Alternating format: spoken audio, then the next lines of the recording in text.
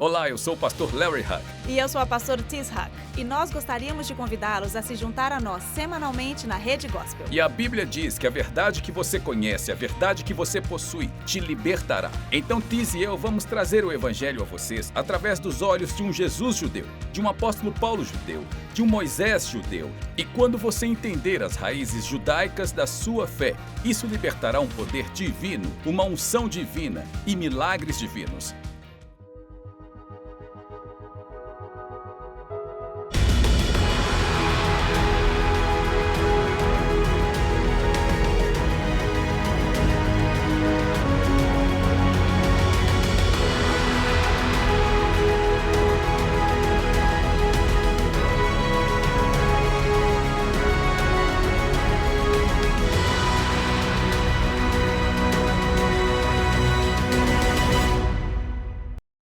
Tudo bem, eu vou falar sobre isso muito rapidamente. Eu vou falar sobre o que acontece durante a ceia de casamento do Cordeiro. Se vocês abrirem suas Bíblias em Deuteronômio, capítulo 16, e vamos ler isso juntos, porque muitos cristãos só me deixa muito espantado que tantos cristãos não entendem as festas do Senhor. Muitos cristãos não entendem que o Antigo Testamento, o Velho, você entende que a Bíblia foi compilada e ela não originalmente foi dividida entre Antigo Testamento e Novo Testamento? Era tudo um testamento só? Mas quando a igreja quis nos separar das nossas raízes judaicas, eles disseram que este é o Antigo Testamento e nós estamos no Novo Testamento e é a mesma aliança, que foi apenas renovada e passou de uma sombra para algo verdadeiro através do sangue de Jesus Cristo. Amém? Leia comigo em Deuteronômio no capítulo 16. Vamos começar com o versículo 13. Você deve guardar a festa dos tabernáculos, que é onde estamos agora, por 7 dias. E após ter recolhido tudo dos teus lagares e esmagado suas uvas, vocês devem se alegrar em sua festa. Agora, olhe para mim por um segundo. Você me ouviu dizer muitas vezes que quando se diz na palavra de Deus que você deve se alegrar, ele não está dizendo para você ficar alegre.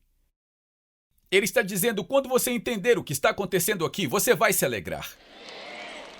Quantos estão prontos para algumas boas notícias? Amém?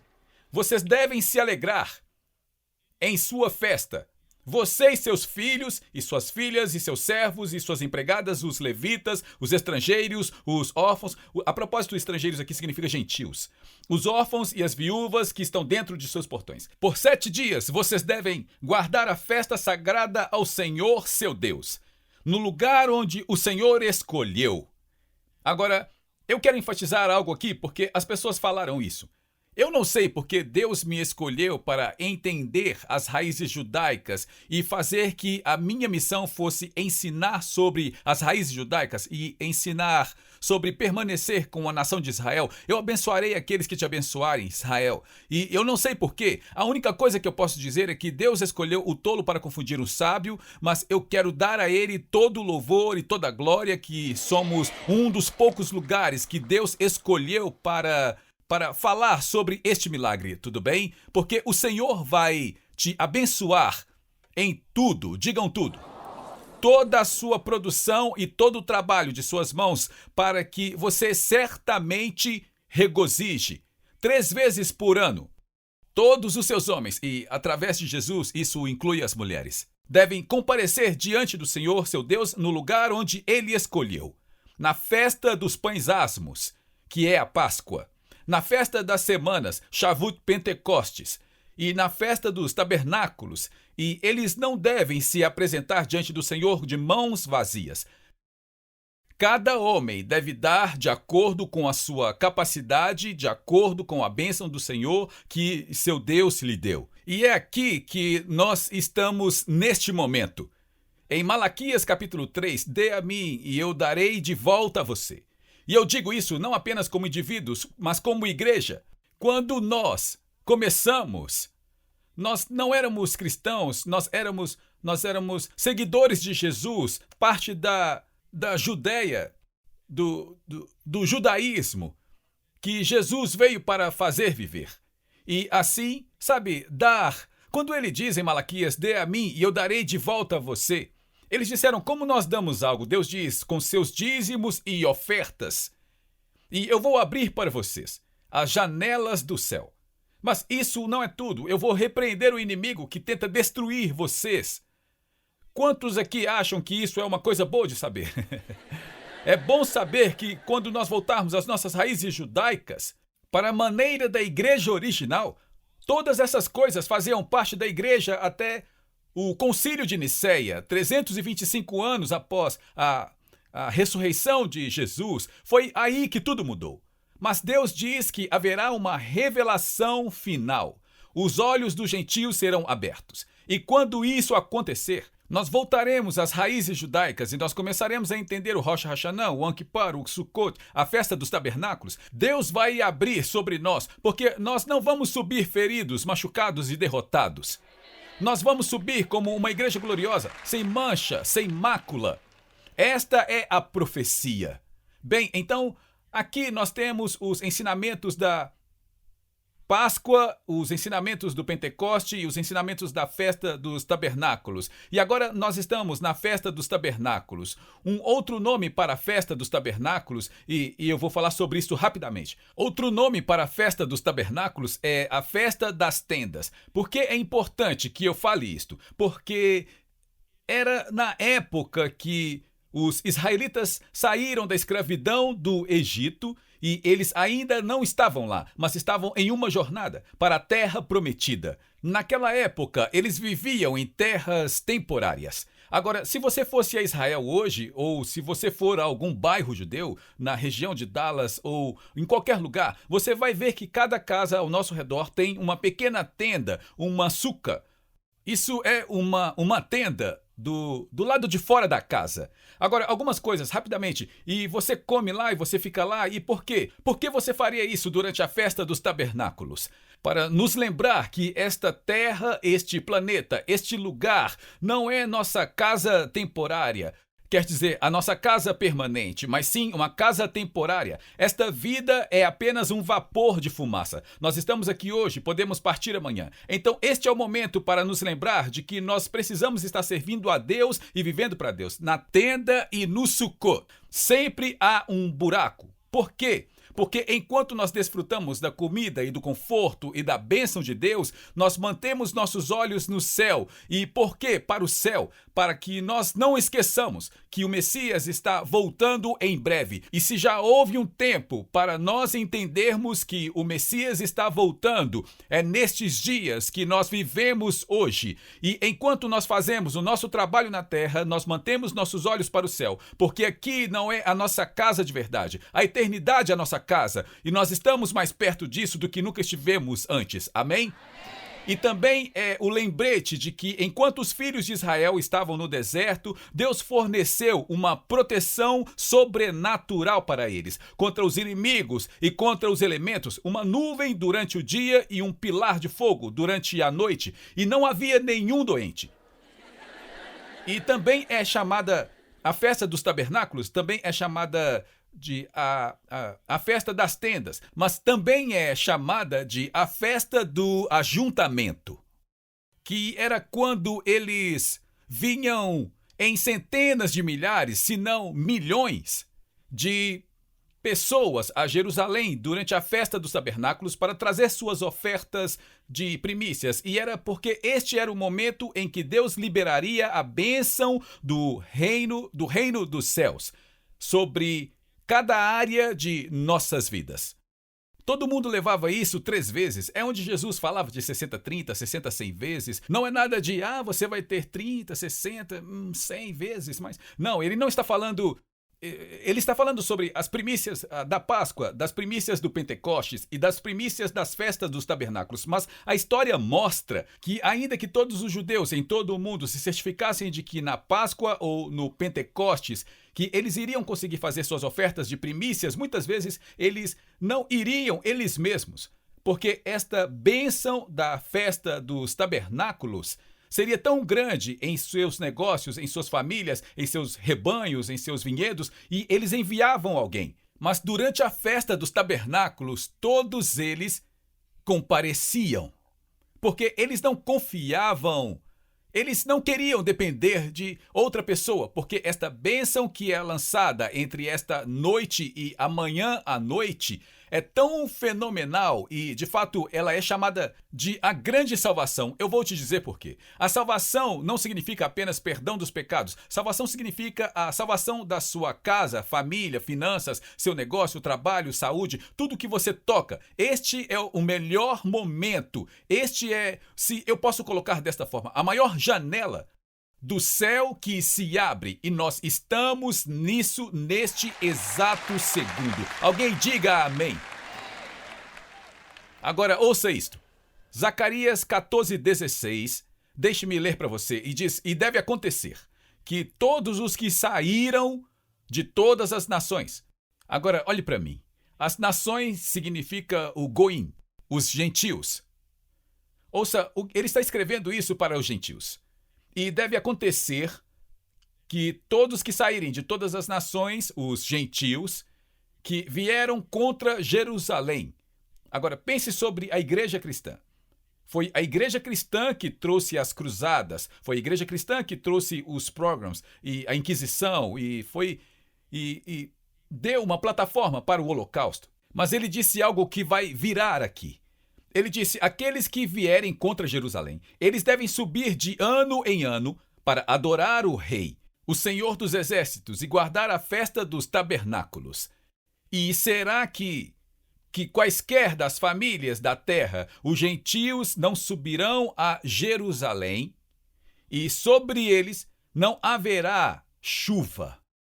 Assim aqui está uma profecia incrível sobre a igreja.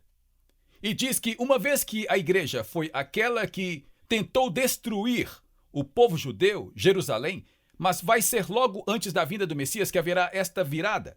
E em vez de ser contra os judeus, nós estaremos do lado dos judeus. Nós estaremos firmes com Jerusalém. Em vez de a igreja expulsar os judeus para fora de Jerusalém, a igreja vai estar trazendo os judeus de volta para Jerusalém. E ele disse: para aqueles que não fizerem isso, não haverá chuva. E há uma profecia que a Bíblia diz que nos últimos dias os olhos dos gentios serão abertos. E que nós iremos começar a abraçar essas coisas, mas haverá muitos gentios que estão na igreja hoje e que não têm ideia de onde nós estamos no calendário de Deus, e a chuva não virá para eles, mas sobre mim e sobre você. Deus está selando esta bênção, Ele está dando raiz para as nossas bênçãos, e então haverá uma colheita abundante. Amém? Tudo bem. Então vamos falar aqui bem rapidamente. Isso é chamado de uma temporada de grande alegria. Eu não vou ter tempo, mas quando você tiver uma chance, leia Isaías 1 até o 6. Não só a bênção vai chegar, mas entre esta noite e amanhã à noite, toda maldição.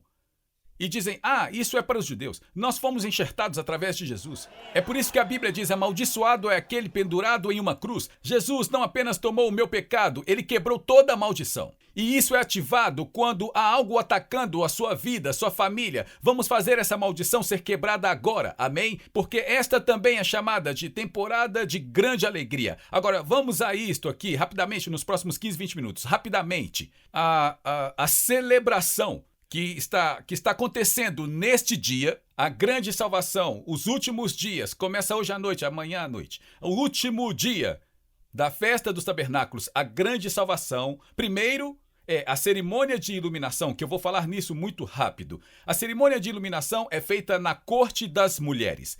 Este é o mesmo lugar onde arrastaram aquela mulher que foi pega num ato de adultério. Foi durante esta época. E na corte das mulheres há 4 torres de menorás.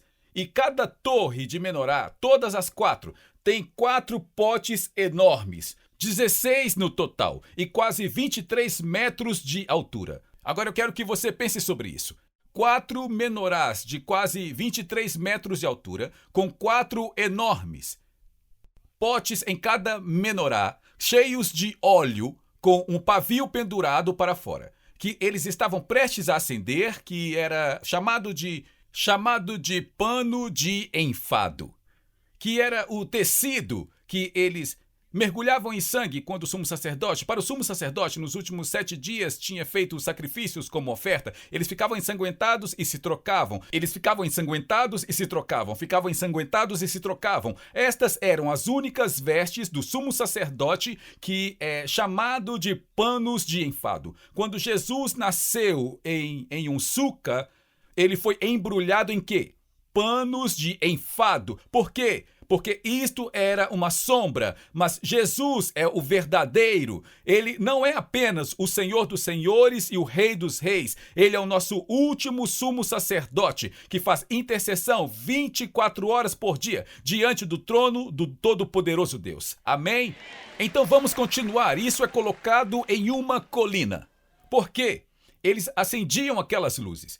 Imaginem enormes fogueiras de 23 metros de altura, 16 delas, de modo que cada pátio, cada casa, cada porta fosse iluminada pela luz de Deus. Estas luzes representam a glória Shekinah, a unção do Deus Todo-Poderoso. O Senhor disse em João 8,12: Eu sou a luz do mundo. Aquele que me segue não caminhará na escuridão, mas terá a luz.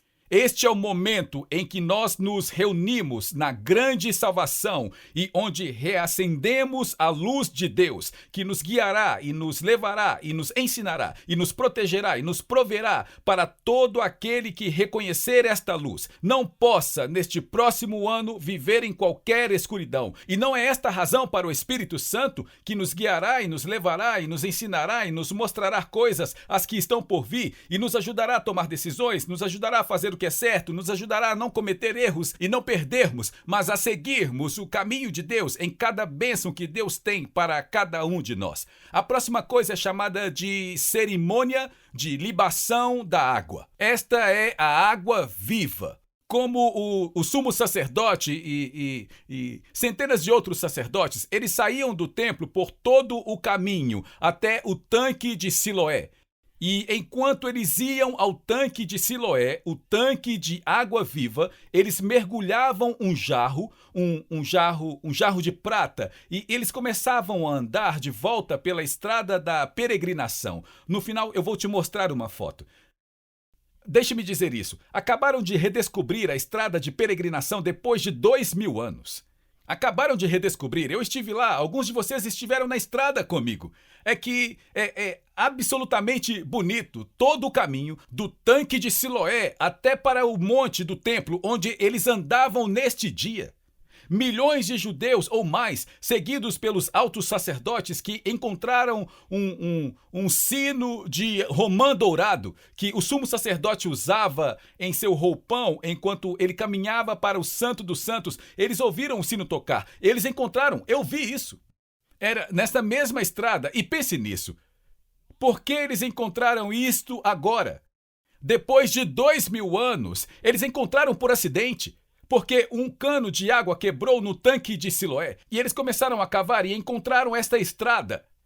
E quando eles começaram a descobrir tudo, eles perceberam que aquela era a estrada da peregrinação. Por que eles estão encontrando isso agora, depois de 2000 anos? Porque nós estamos prestes a ver Jesus sentado no trono em Jerusalém. E juntos nós vamos mais uma vez. É bem ali, no hebraico antigo, não há palavra para o quê?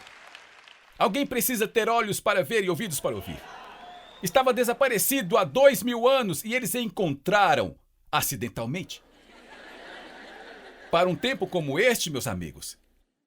Eu estou falando, se preparem. Eu andei por lá. Quantos de vocês andaram lá? Quantos foram lá? Nós andamos naquela estrada e foi absolutamente incrível. E então eles desciam ali para pegar os jarros de água viva e na frente deles haviam centenas de outros sacerdotes que tinham ramos de salgueiros de cerca de 6 a 10 metros. E eram centenas deles. E eles estavam liderando a procissão para o templo. E eles faziam...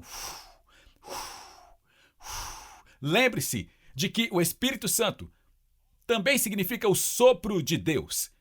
E que é isto que simboliza que Deus está prestes a soprar em nossas vidas durante todo o resto do ano. Cada vez que você achar que o diabo está matando a sua família, ou matando o seu negócio, matando isso, ou matando aquilo, você precisa ficar em silêncio e saber que ele é Deus.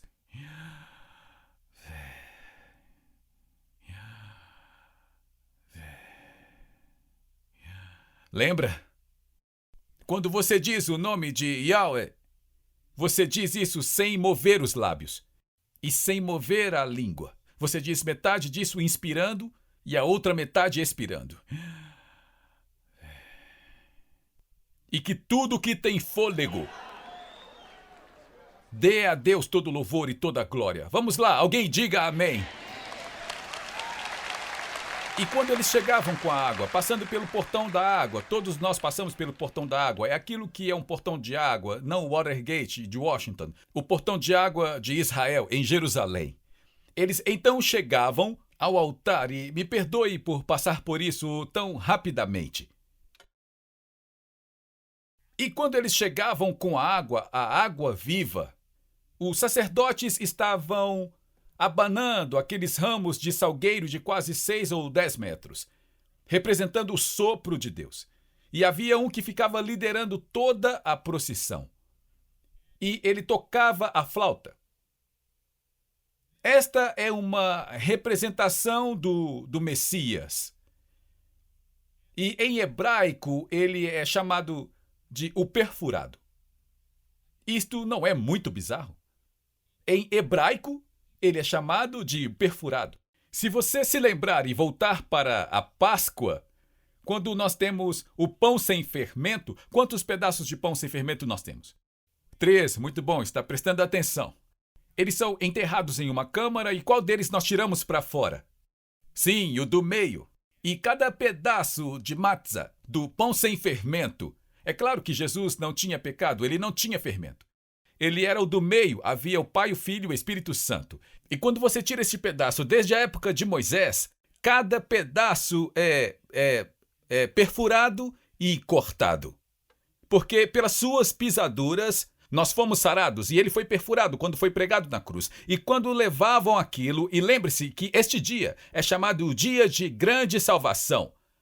E aquele que estava tocando a flauta e guiando os outros, representando o Messias, é chamado em hebraico de o perfurado. Mas uma vez deixe-me dizer algo. Pregar alguém, os romanos crucificaram centenas de milhões de judeus. Mas eles não os pregavam, eles o amarravam. Mas eles pregam Jesus, por quê? Porque ele é o perfurado. Então eles chegavam, o sumo sacerdote vinha, e quando eles deitavam o cordeiro, o sacrifício final no altar, o sangue daquele cordeiro era derramado. E o sacerdote caminhava em torno daquele altar. E tentem adivinhar quantas vezes ele andava ao redor do altar. 7 vezes. 7 dias do Sukkot, 7 lugares onde Jesus derramou o seu sangue. Quando eles iam para o Yom Kippur, quantas vezes eles polvilharam o sangue? 7 vezes. Isto não é uma coincidência. E toda vez que ele andava ao redor daquele altar, as pessoas clamavam: "Nos salve agora! Nos salve agora!